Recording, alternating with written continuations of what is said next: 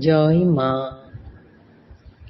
বড়ই বিচিত্র যে তুমি স্নেহের দ্বারা আমাদের মন আবদ্ধ করো, আমাদের অশেষ দোষরাশিকে গুণময় করো এবং দোষযুক্ত আমাদিগকে নিজ ক্রোড়ে গ্রহণ করিয়া অহেতুক কৃপা করো। তোমায় প্রণাম করি। স্বামী পূর্ণাত্মানন্দ মহারাজের লেখা চিরন্তনী সারদা থেকে আমাদের পাঠ চলছে। আজকের পাঠ চলছে সংঘ নির্মাতা থেকে। যখন রামকৃষ্ণ সংঘ দৃঢ় ভিত্তির ওপর প্রতিষ্ঠিত হয়েছে, দিকে দিকে তার শাখা প্রশাখা প্রসারিত হচ্ছে, তখন একদিন সারদা দেবী বলেছিলেন, আমাদের ভালোবাসাই তো আসল, এই ভালোবাসাতেই তাঁর সংসার গড়ে উঠেছে।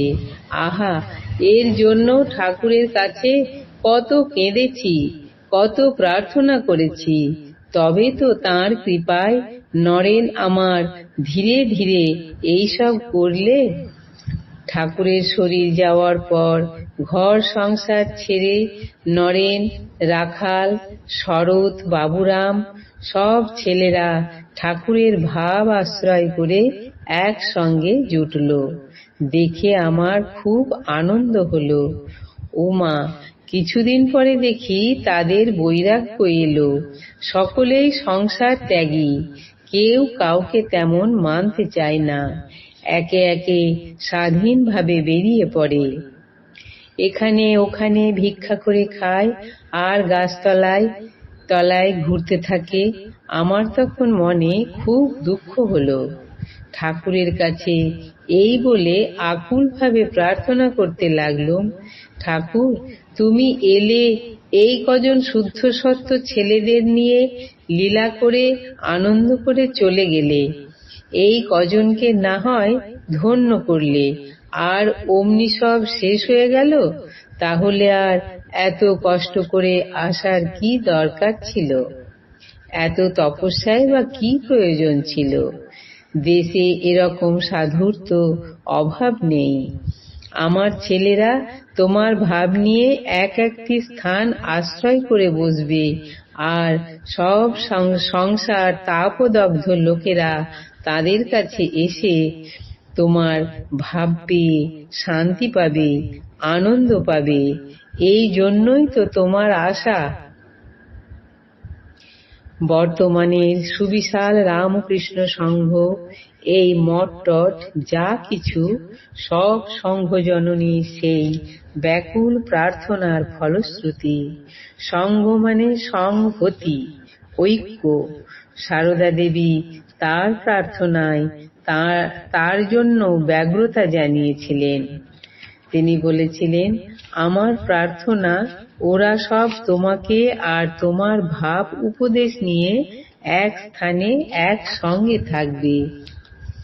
শ্রীরামকৃষ্ণের অন্যতম মহিলা ভক্ত সারদা দেবীর অন্যতম অন্তরঙ্গ সন্ন্যাসী যোগেনমাকে পরবর্তী প্রজন্মের সাধু ব্রহ্মচারীদের বলতে শোনা গিয়েছে, যা কিছু দেখছো মঠ আশ্রমাদি, সব ওরই অর্থাৎ মায়ের কৃপায়। সংঘের উদ্ভব এবং রামকৃষ্ণ ভাব আন্দোলনকে সংগঠিত রূপদানের আদি পর্বে সারদা দেবীর কি অসাধারণ ভূমিকা ছিল। স্বামী বিবেকানন্দ আমেরিকায় তাঁর আমার জীবন ও ব্রত, মাই লাইফ অ্যান্ড মিশন শীর্ষক সুবিখ্যাত ভাষণে মর্মস্পর্শী ভাষায় তা উন্মোচন করেছিলেন। এক বৃদ্ধকে আমি গুরু রূপে পাইয়াছিলাম, যে সকল ভাব আমি প্রচার করিতেছি, সকলই তাঁহার চিন্তারাশির প্রতিধ্বনি মাত্র। তাঁহারই চরণ প্রান্তে কয়েকজন যুবকের সহিত একত্র আমি এই ভাবধারা লাভ করিয়াছি। সব শুদ্ধ 12 জন বা ততোধিক। সকলে মিলিয়া এই আদর্শ প্রচারের কথা ভাবিতাম। শুধু প্রচার নয়, এই আদর্শকে বাস্তবে পরিণত করিতে চাহিলাম। ইহার অর্থ আমাদের দৈনন্দিন জীবনযাপনের মধ্য দিয়া হিন্দুর আধ্যাত্মিকতা, বৌদ্ধের করুণা, খ্রিস্টানের কর্মপ্রবণতা ও ইসলামের ভ্রাতৃত্ব ফুটাইয়া তোলা। প্রতিজ্ঞা করিলাম, এই মুহূর্তেই আমরা একটি বিশ্বজনীন ধর্ম প্রবর্তন করিব, আর বিলম্ব নয়। মুষ্টিমেয় ওই কয়টি বালক এই মহান ভাবধারার প্রেরণায় নিজেদের জীবন গড়িয়া তুলিতে লাগিল। তারপর একদিন গুরুদেবের প্রয়াণকাল উপস্থিত হইল।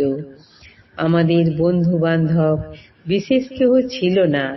এই সব অদ্ভুত ধারণা পোষণকারী তরুণদের কথা কেই বা শুনিবে?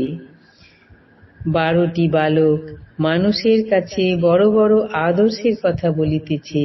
সেই আদর্শ জীবনে পরিণত করিতে দৃঢ় সংকল্প। সকলেই হাসিত। হাসি হইতে ক্রমে গুরুতর বিষয়ে পরিণতি ঘটিল। রীতিমতো অত্যাচার আরম্ভ হইল। তারপর আসিল দারুণ দুঃসময়। সহানুভূতি জানাইবার একটি লোকও নাই। একজন ছাড়া কেহই সহানুভূতি জানাইল না। সেই একজনের সহানুভূতি আশা ও আশীর্বাদ বহন করিয়া আনিল। তিনি এক নারী। সেই নারী আমাদের গুরুদেবের সহধর্মিণী। আজ এই পর্যন্তই। জননীং শারদাং দেবীং রামকৃষ্ণং জগদ্গুরুং পাদপদ্মে তয়ো স্থিত্বা প্রণমামি মুহুর্মুহুঃ। জয় মা।